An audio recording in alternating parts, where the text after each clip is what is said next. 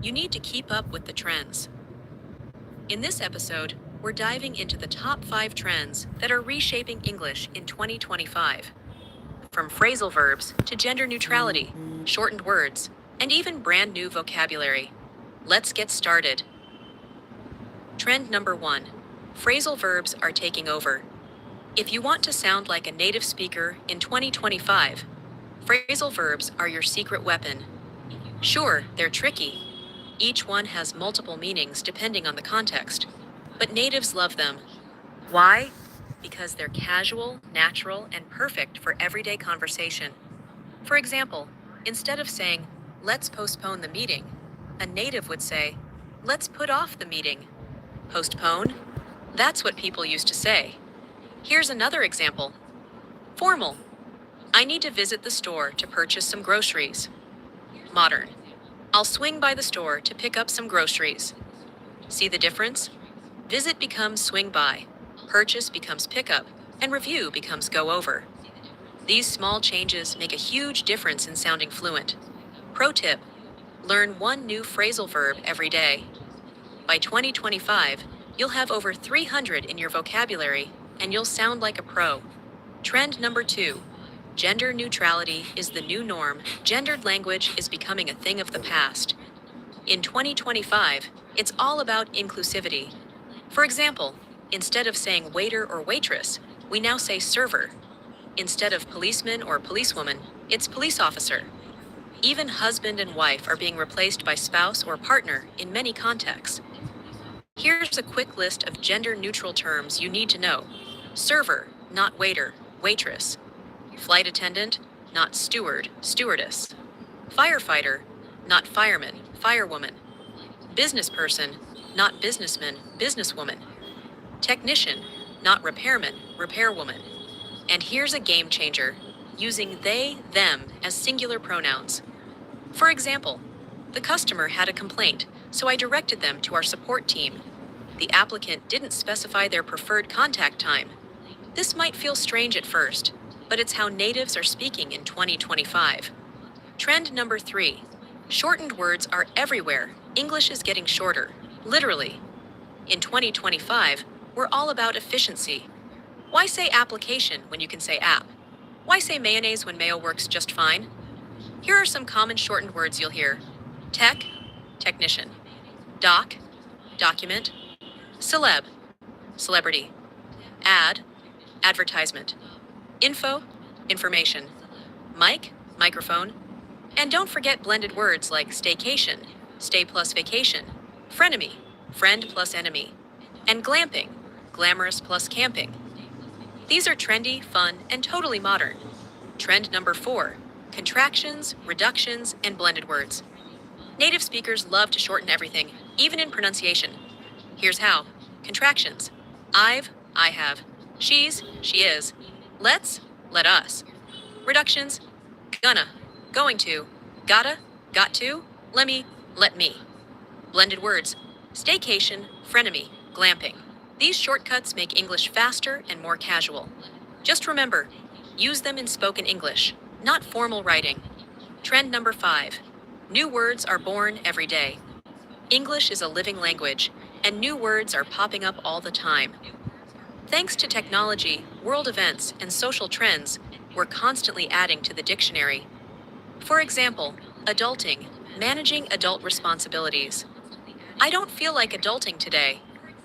Side hustle, a secondary job or business. I started a side hustle selling candles. Cancel, publicly withdrawing support for someone. Don't cancel me. These words might sound strange at first, but they're everywhere in 2025. So there you have it. The top 5 trends shaping English in 2025.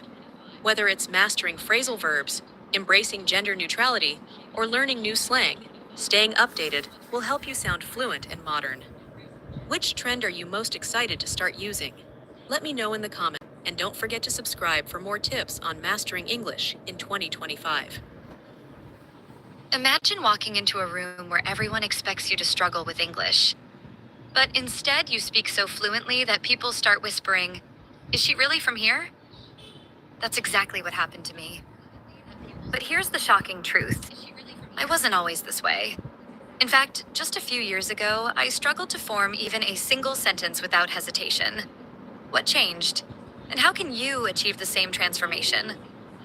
Let me take you through my journey. But be warned, this isn't the advice you've been hearing everywhere. This is the real, unfiltered truth about learning English fluently. I am Myra. I wasn't born with a natural talent for English. In school, I memorized grammar rules, filled in blanks, and even got good grades. But the moment I had to speak, my mind went blank. I'd seen people who spoke English effortlessly, and I used to think, maybe they're just gifted. Maybe I'll never be like them. Sound familiar? But then I stumbled upon a game-changing realization. One day, I came across a TED Talk that changed everything. The speaker, a linguist, said something that blew my mind. Languages are not learned. They are acquired through immersion and usage. That's when it hit me. Schools were teaching me English as a subject, not as a language. I wasn't learning to speak. I was just memorizing to pass exams. But real-life English? It required a completely different approach. You've probably been told that grammar is the key to fluency, that you need to master tenses, prepositions, and sentence structures before speaking. But let me ask you this. When you learned your first language as a child, did you start with grammar rules? No. You listened, you copied, you made mistakes, and you kept going. So why do we treat English differently? Here's what actually worked for me, and what will work for you too. Strategy 1, think in English. The moment I stopped translating from my native language and started thinking in English, everything changed. I began describing my surroundings in English, having imaginary conversations in my head, and forcing myself to process thoughts without relying on translation. This rewired my brain for fluency. Try this. Right now, look around and describe what you see in English. Strategy 2, the shadowing technique. I discovered that top polyglots, people who speak multiple languages, use a method called shadowing. You listen to a native speaker and repeat what they say instantly, copying their pronunciation, tone, and rhythm. No writing, no memorization, just pure speaking practice. Studies show this technique can boost fluency 2 times faster than traditional learning. Want proof? Try it with me right now. Strategy 3, learn phrases, not words. I stopped learning individual words and instead focused on common phrases. Why? Because phrases help you sound natural. Instead of thinking, how do I say this word? You'll automatically know how to express full thoughts. For example, don't just learn the word opportunity. Learn phrases like grab an opportunity or miss an opportunity. This is how native speakers talk. Here's something most English courses won't tell you. Fluency is a lifestyle. You can't just study English for 1 hour a day and expect results. You have to make English a part of your life. I changed my phone's language to English, watched English movies without subtitles, followed English-speaking influencers, and even wrote my daily thoughts in English. It wasn't study time. It was just my life. Fast forward a few months, I was no longer the girl who hesitated to speak. I was the girl who answered confidently, who made people wonder, how did she become so fluent? And the best part? You can do this too. Here's my challenge to you. For the next 30 days, follow these 3 steps. Think in English, even when you're alone. Shadow native speakers daily. Immerse yourself. Change your phone settings, listen to English, and live the language. Come back after 30 days and tell me in the comments how much you improved. I promise, if you stick to this, your English will never be the same again. Hey everyone, and welcome back.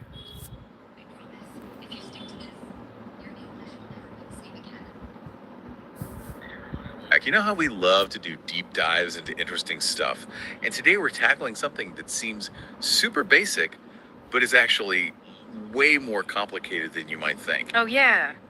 We're talking about greetings and introductions. It's the first impression. It really is. We're taking English essentials, mastering basic greetings and introductions, which is aimed at beginners. Right. But honestly, even if you're like, I'm way past beginner English, there's some surprising stuff in here. Mhm. Like, you wouldn't believe how much culture and like unspoken rules are baked into just saying hello. Absolutely. A hello in one culture can be totally different from a hello in another. Right. And think about it. First impressions matter. Whether you're traveling, meeting new people, or even in a job interview. Yeah, if you botch that first hello, it can be really tough to recover. Okay, so let's.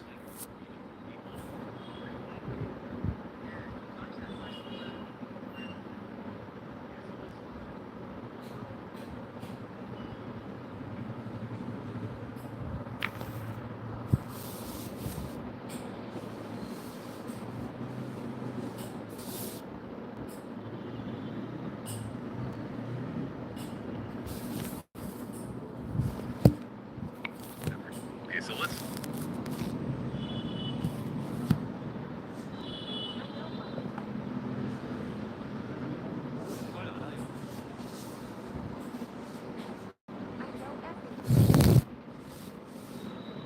아는 사람이 있어요.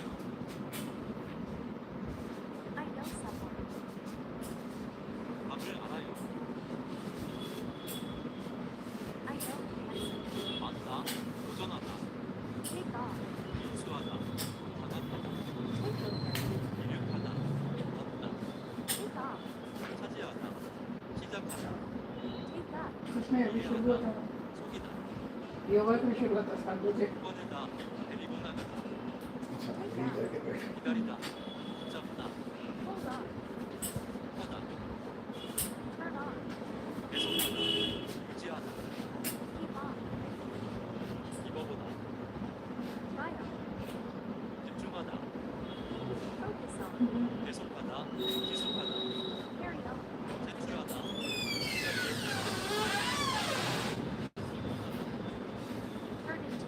결과가 언제나 밝혀지다, 뒤집다, 넘겨주다, 나타나다, 수련하다, 돌려보내다, 외면하다, 잠에서 깨다, 일어서다, 성장하다, 포기하다, 우선하다, 화해하다, और ये 설치하다, 준비하다 준비하다, 처음에는 적어도 최소한 마침내 즉시 동시에 때때로 전혀 확실히 하다 확인하다 결정을 내리다 이해가 되다 말이 되다 실수를 하다 계획을 세우다 이해하다 작성하다 우연히 खाली project में ऊपर 우연 실수 손으로 낭비하여 이어서 그런데 그나저나 खाली हो गया 반드시 revision पूरा खाली हो गया 결국이 아니다 하는 고 훨씬 할 때쯤 서서히 를 통해 사전에 사실은 할 경우에 대비해서 를 담당하는 에도 불구하고